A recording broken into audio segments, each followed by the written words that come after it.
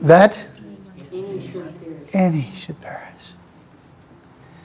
He is not willing that any should perish. I actually was telling people the other day that when in my late adolescence, early adulthood, I was exposed to some teaching where they said that God had a revealed will and a secret will. So the revealed will was that all would be saved, but his secret will was that only some would be saved.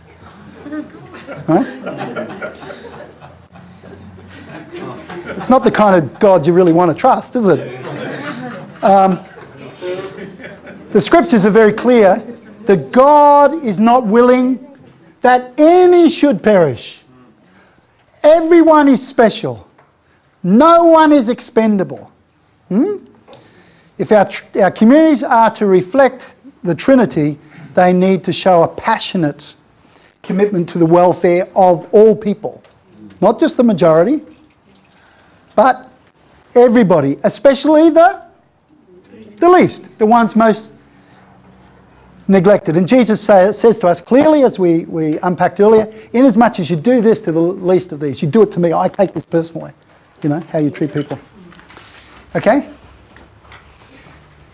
The fifth characteristic of the Trinity as a model for community is that it is a place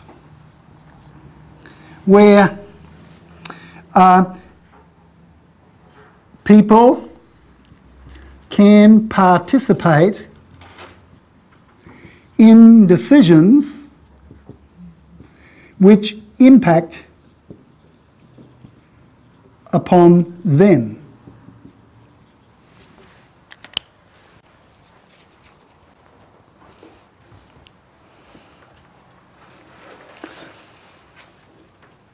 Now, this is extraordinary stuff. In fact, Jesus' disciples had a hard time believing this. But he kept on saying, look, ask what you will, and it shall be done. Right? You may not believe this, but God loves doing stuff for you. Anything that he can do for you, he would be happy to. His joy is in this. And that through this, his hope is that your joy might be full. Many of us are exposed to groups and organisations where we do not have a voice. Where if we speak up, we're told to shut up. And if we scream,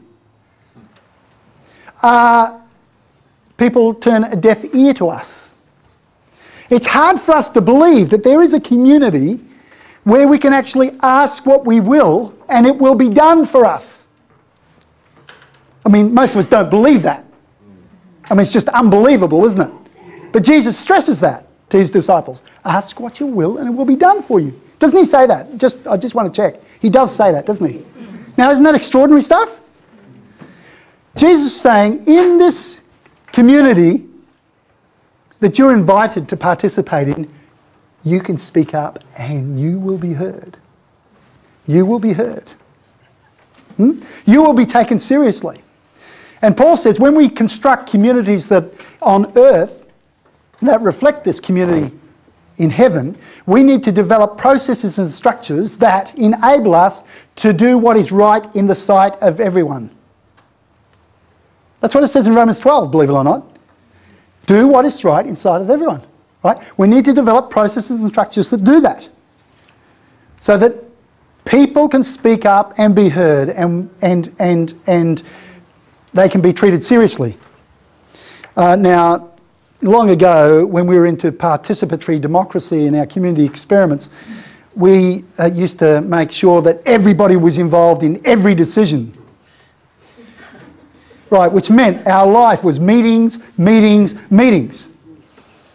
Since then, we've discovered that most people don't want to be involved in every decision that's made in a community.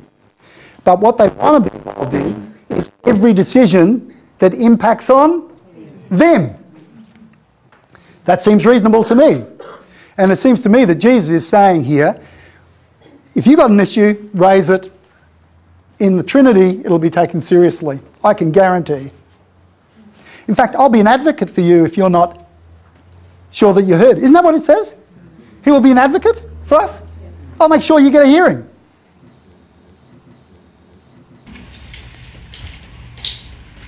The sixth characteristic of a Trinity as a model for community is that it is a place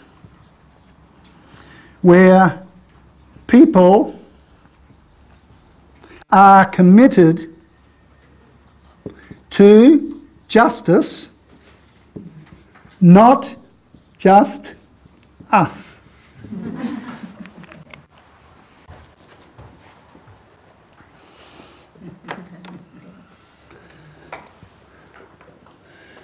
One of the amazing things about Jesus is this. He says, "By this shall all people know that you are my disciples." Now, if he was like me, he would say, "By the way in which you love me." Right? "By this shall all people know that you're my disciples, by the way that you love me." Do you get that? Because it's all about us and people loving us the way we love them. Do you get it? It's just us.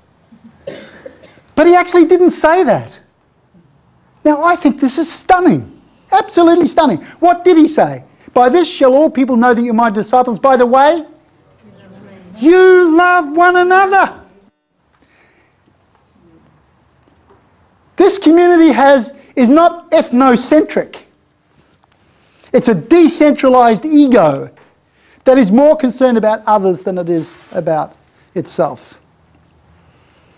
This is a community that brings rain to fall and the sun to rise on the just and the unjust alike, upon the grateful and the ungrateful. Isn't that what it says in the text? Huh?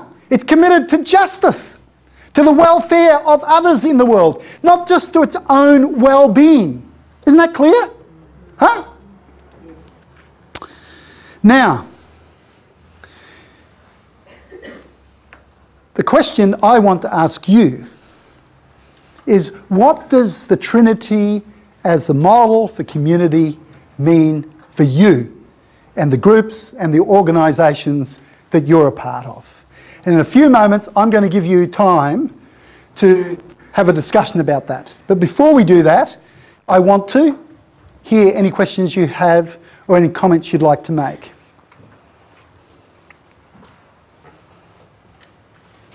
Just taking one corollary, I think, of what you were saying. In our society, utilitarianism is highly valued. In Yes. other words, the more utilitarian, whether you be a consumer, producer, the greater your value to community. Does that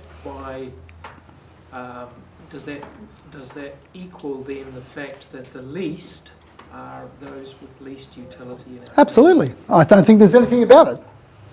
I mean, it's clear. The people who we feel contribute least to productivity or consumption that maintains the capitalist economy are of little or no value to us. In fact, they're seen in deficit terms. They're a drain on the welfare system.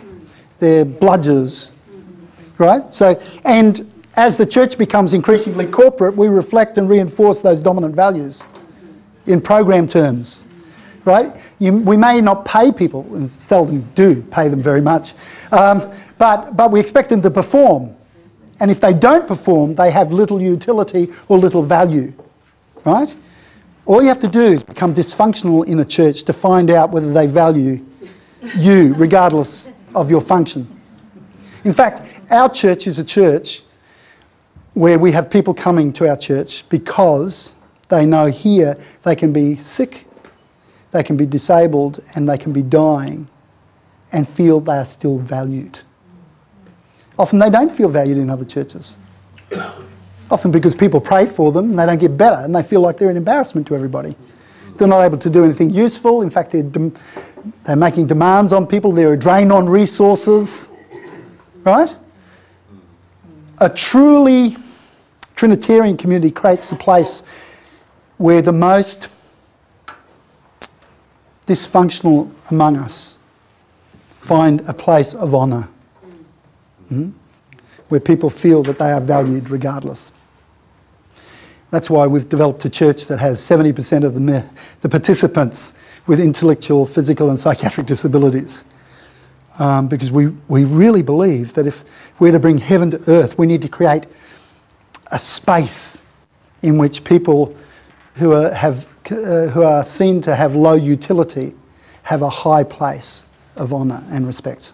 But it's quite a balance, isn't it? A thing about points A and B that you've got there to create a safe place, but at the same time to have where people are accepted. There's a lot of people that, due to their behaviour, won't make it a safe place, but they also need to be accepted. Yes, and that's an excellent point. In our church community that we've developed, we say bizarre behaviour is okay. People can scream in church, they can shout out, people swear, even though we don't invite them to. They volunteer. They wander in and out. People fall over. They have fits. They void their bowels. All that's okay, right? Bizarre behaviour is okay. Abuse is not, right? And we have a responsibility to protect people who are vulnerable that come to our church. Now, some of the people that we're inviting are actually predatory. You know, so what that means is that we're upfront about that, and we say, look, you're welcome to come, but don't touch anybody's bums or boobs. You know, you're just, you know, you've got to keep your hands to yourself, and we'll say that from the front. And if people aren't real good at doing that, we'll have somebody sit next to them, because we take that very seriously. If there are people there that are pedophiles, we'll say to the parents, you just need to keep an eye on your kids. You know, these people aren't real good with kids. But we don't push those people out. We try and develop processes and structures that protect people and still welcome those people. Now, sometimes those are in conflict. And this is why I say that comes before that. That in fact, we may find ourselves, as I found out a few years ago, that we're not able to create a safe place where we can accept some people. But to keep it safe, we actually have to say, I'm sorry, there's no space for you here unless you agree to these terms. This guy had a word from God to rape my daughter, and he wasn't prepared to take his medication to deal with his psychosis. We constantly intervened to protect my daughter from him, because he was stalking her, and finally we actually had to say to him, look, mate, we've tried to do this, we can't do it. We think you need to get some medication to sort this out.